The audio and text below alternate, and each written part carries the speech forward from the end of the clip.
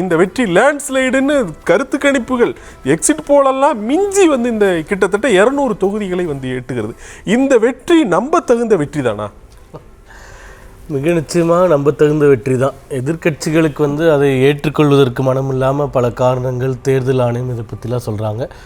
இப்போ 2 விஷயங்களை இவங்க யாருமே கவனிக்க மாட்டேங்கிறாங்க. ஒன்று மதுவிலக்கு அங்கே அமலில் இருக்குது. அதாவது குஜராத்தை தவிர்த்து 2வது மாநிலம் மதுவிலக்கு அமலில் இருக்குன்னா அது பீகார் மட்டும்தான்.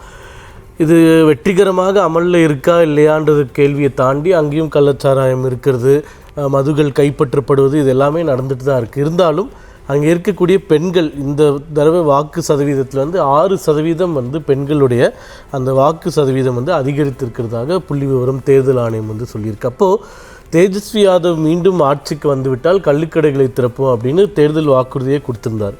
பிரசாந்த் கிஷோர் ஒருபடி மேலே போய் பிராந்தி கடைகளை மீண்டும் திறந்து விடுவோம் அப்படின்ற வாக்குறுதிகளை கொடுத்திருந்தார். அப்போ அது பெண்களை முழுவதுமாக ஒரு பக்கமாக அவர்கள் வாக்குகளை செலுத்துவதற்கு ஒரு காரணியாக அமைந்து விட்டது. கூடுதலாக இந்த ஜீவிகா திட்டம், இந்த 10,000 ரூபாய், இப்போ கான்ஸ்டன்டைன் ஐயா சொல்கிறார் இது எப்படி தேர்தல் ஆணையம் விட்டாங்க அப்படின்னு சொல்லிட்டு. தேர்தல் ஆணையம் தேர்தல் தேதியை அறிவித்தது அக்டோபர் 6ஆம் தேதி. இந்த திட்டம் அமல்படுத்தப்பட்டது செப்டம்பர் 26ஆம் தேதி. செப்டம்பர் 26ஆம் தேதியே 1,60,00,000 பயனாளிகளுக்கு அந்த 10,000 ரூபாய் அனுப்பி ஆகிவிட்டது. அப்போது தேர்தலே அறிவிக்காதப்போ ஒரு திட்டத்தை அனௌன்ஸ் பண்ணுவதற்கும் பணம் அனுப்புவதற்கும் எல்லா மாநில அரசாங்கத்திற்கும் உரிமை இருக்கின்றது.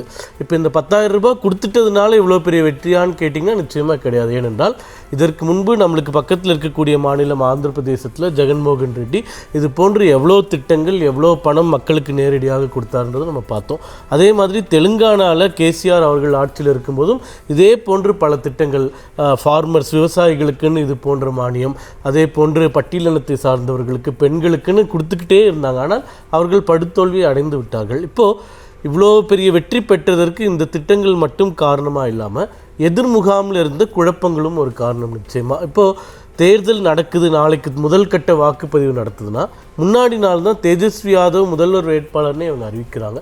முன்னாடி நாள் தான் அந்த தேர்தல் அறிக்கையே வெளியிடுறாங்க. எதிர்முகாமில் இருக்கக்கூடியவர்கள் அவங்க கூட்டணியில் இவங்க தனியாக வேட்பாளர் அறிவிக்கிறாங்க, அவங்க தனியாக வேட்பாளர் அறிவிக்கிறாங்க. 28 தொகுதிகளுக்கு இண்டி கூட்டணியில் இருக்கக்கூடியவர்களே மாறி மாறி வேட்பாளர்களை போட்டாங்க. கம்யூனிஸ்ட்டும் போடுறாங்க, காங்கிரஸும் போடுறாங்க, ஆர்ஜேடியும் போடுறாங்க. அப்போது ஒரு கூட்டணியை ஒருங்கிணைப்பதற்கு கூட அங்கே ஒருத்தர் கூட இல்லை. அவர்கள் மாற்றி மாற்றி அடித்து கொண்டார்கள், சண்டை போட்டார்கள். அதே இந்த பக்கம் பாருங்கள், மிக சுமூகமான கூட்டணி பேச்சுவார்த்தை. நாங்கள் 20 வருடத்தில் ஒரு 3 ஆண்டுகள் தவிர்த்து 17 ஆண்டுகள் ஆட்சியில் இருந்தால் கூட 101 சீட்டு 101 சீட்டுன்னு நாங்கள் பிரித்து கொண்டு மற்ற கட்சிகளுக்கு மீதி 35 இடங்களை கொடுத்தோம்.